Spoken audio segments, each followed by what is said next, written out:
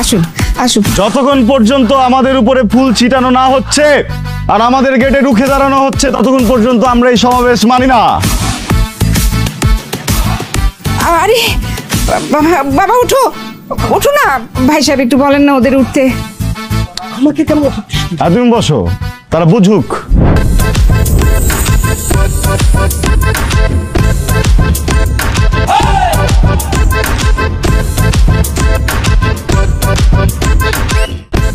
দুলা ভাই আপনি বাহিরে দাঁড়িয়ে আছেন কেন?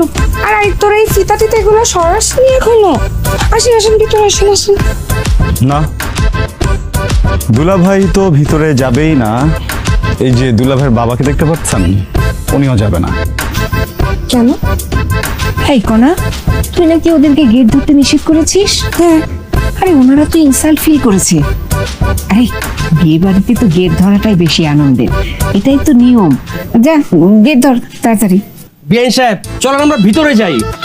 বিয়ের মজা তো গেট ধরাধরি দেই, ওরা মজা করুক, আমরা দুজন ভিতরে যাই। আমার আবার একটু টয়লেটের চাপ দিয়েছে।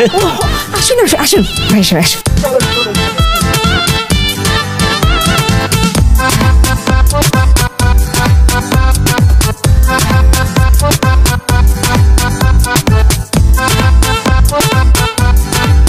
টাকা দেন জুনিয়র ভাই।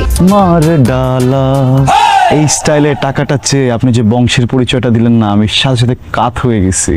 শাক যে উঠতে পারেনি এটি অনেক। এখন দেন টাকা দেন। কত দিব বলেন? দেন লাখ খানেক।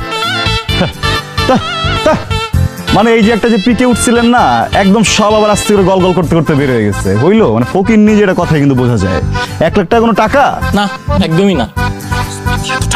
আরে তুই ভয় পাস কেন? তুই বাজার সম্বন্ধে আইডিয়া রাখোস না? 4-5 লাখ টাকা তো ভাবছিলাম এইভাবে ছিটাই দেবো। থাক জুনিয়র ভাই, তুমি আপাতত 1 লাখই দাও, তাতেই চলবে।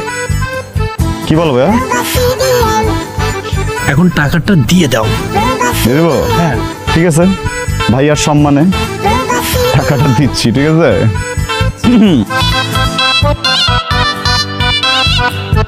ঠিক আছে।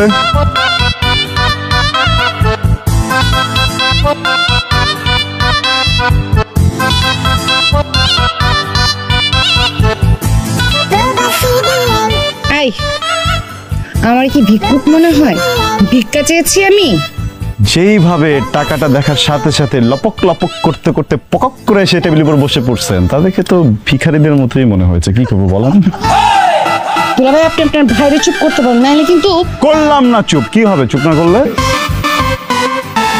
একদম খুশি মেনে নাক ফাটাই দিব।